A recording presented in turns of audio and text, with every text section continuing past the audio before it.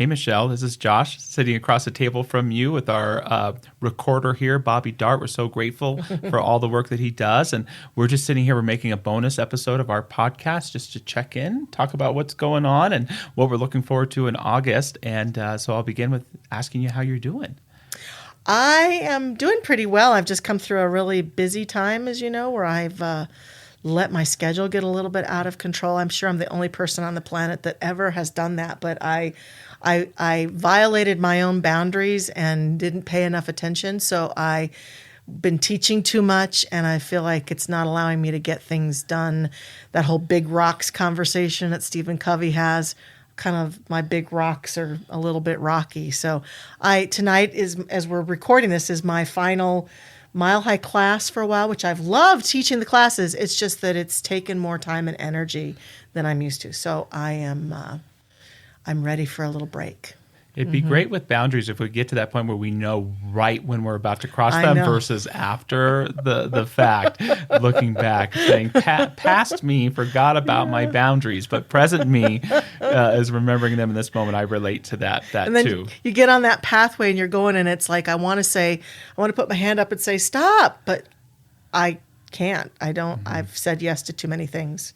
I found that I am dad-exhausted is the term. Dad-exhausted. There's work exhausted, but this past weekend, my wife and son went to Vegas to see some family and friends, so it was just me and our 3-year-old, Nancy June. I had a great help because you babysat her while I was teaching my last class for a while on Thursday night. But one of the things I noticed where I'm struggling as a parent is if I think I'm going to get some time, like Nancy's going to go to sleep and I'm going to have an hour to watch Netflix, or she's going to nap 2 hours and she only naps 15 minutes. Right. That's where I become ogre dad, and I get this little feeling of resentment, irritation, and anger. And I'm still trying to figure out, because how do you express your boundaries to a 3-year-old? But at least the positive part of that is I'm aware where I'm sacrificing mine a little bit. And I think that's where my depletion is a little bit.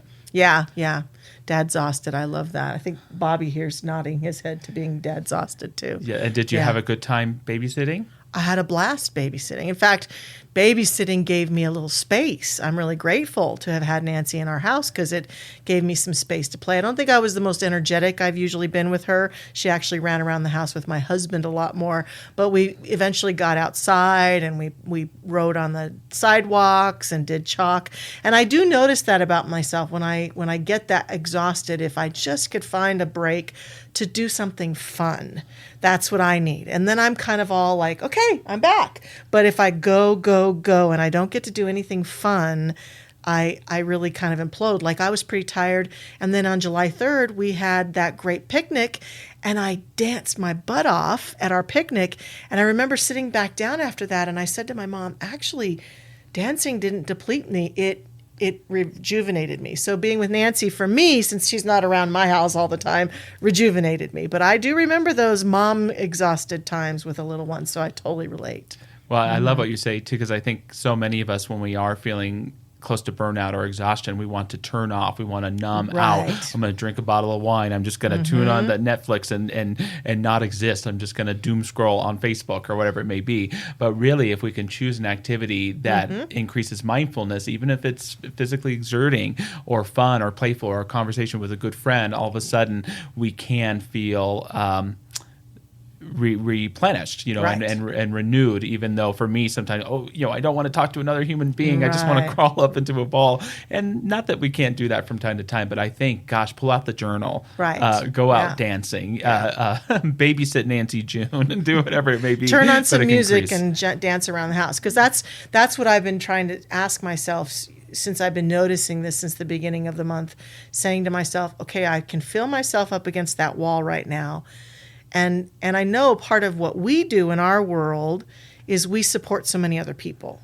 And we're not the only ones. I'm sure everyone listening to this, that moment of burnout is often because I feel like I'm doing so much for my job or for other people or for something other than just me, even though I'm in that which I'm doing. And so my question the last few weeks has been, what do I need to do right now that would nurture me? And sometimes it's just get a glass of water and take a deep breath. Sometimes it's do a minute of meditation. Sometimes I rode down the road listening to heavy metal music recently, which is not my go-to genre, but I have a certain group that I really like. And by the time I was done listening to them, I was back in like centered place. What, is it Poison? No. Is it Def Leppard? You don't keep your listeners guessing, Michelle. It's just that high energy stuff. It doesn't always work for me, but that day it worked for me. And so it's just really saying, what do I need right now to return me to myself? I think that's the question. As a dad, as a Metallica. Whitesnake, Iron Maiden. No, actually, mine, and I don't know that they're totally considered heavy metal, but it's Evanescence. Oh, yeah. And I love Evanescence. They have that vibe. They're great. They've got a real heavy metal vibe along with orchestra, and the lead singer's got a beautiful voice, and the songs are really compelling. So it's hardcore enough for me, Yeah. Michelle. I think that's great. So, so many people, and I know it's been going on for several months, but one of the big issues in people's lives these days is the economy. Right. Inflation, fears of recession, always puts everybody in a bad mood. So many of us, still buying all sorts of stuff, putting in our credit cards. Mm-hmm. As a spiritual leader, both running a church and in your own life, do you try to not pay attention to the news and know your abundance, or do you use the discernment and pay attention and work on your budget and keep things tight? I think a lot of us would be interested in hearing how Michelle approaches such matters going on in the world. I have to admit, I don't pay that much attention. I hear it on the news. I hear that prices have gone up. I will have to say I don't have a gasoline run car, so I don't worry about the cost of gas. And even when I did, it just feels like, okay, you got to have gas and food. But I feel somewhat privileged in answering that, because I admit that my husband and I have created a very abundant life. It took me a long time to do that, and there was a time when I worried about those things every day, or I was concerned about them every day, or I would run out of money a lot quicker than I wanted to. And it really was working these principles and teaching classes and reading books and really looking at my own consciousness that helped me get over it. And I just don't, I hear it, and I have a huge compassion, especially for people who I know are struggling financially, and want to find ways to help them. And for me, what I found worked was to heal my consciousness about it, such that I just don't worry about money anymore. Now, times where I really am still struggling, but money, I don't think about it. And it just happens. Like the other day, Ken and I were having we were looking at our budget for some things we wanted to do. And we were having this conversation about, it wasn't about inflation at all or the economy. It was just like, well, do we want to spend the money from here or from there? We didn't really want to take it out of savings, and we are tithers. And so we even said, well, should we maybe not tithe this month? And so we can do that thing. And then he stood his ground and said, no, we need to keep tithing. That's what we do. And so I said, okay, I appreciate that passion. Let's just keep going. The next day, a check came that was completely unexpected, that more than covered everything we had said we wanted to do. And so we said, oh, okay, we're settled. We got the cash we need. So I just have more of those experiences than not these days. And I think that's awesome. I mean, part of what I hear about that is that, it's always being aware of the environment and what might be going on fiscally, but never letting that distort your own faith. And, I hear you use that word privilege, but in this case, you've earned it. You've worked hard to have the car that you want to drive and the consciousness that you have. And I do it. I often think it's my grandpa in my head. I'm still the guy, like when I sit down at a restaurant, the first menu item I look for is the cheapest one. Oh, really? Where's the chili dog? Or, I still have that part of me when I'm pumping gas that wants to stop at $3, because that used to just be the way. What do I need to get to where I need to go versus what's going to last me at the week? So that part of me has never gone away. Yet I think there's always a choice, and I think it's important to be discerning and not fearful in these times, but paying attention, and at the same time to say, what am I choosing right now? Am I choosing what's in my best interest for me and my family and loved ones by making this financial decision, or am I kind of feeding into fear, which never helps? And as we know, sometimes sometimes it's the fear that drives the stock market or drives exactly. the economy. And so I don't think we ever want to be feeding into that, while at the same time, obviously having the rational understanding that says, I may not take that 100-mile trip this weekend if I don't need to, because gas is so damn expensive. Yeah. Yeah, I think it comes back to, again, what you're saying is that people taking care of themselves, but not from a place of fear, exactly, is the centered point of that. And I think we have to pay attention to that here in our church, because we certainly have people who participate in the life of this church who've been blessed with financial abundance and others who haven't. And we need to not be in denial about that and meet people where they are, support them, uplift them, inspire them, while at the same time not making it wrong if they're concerned or worried about money too.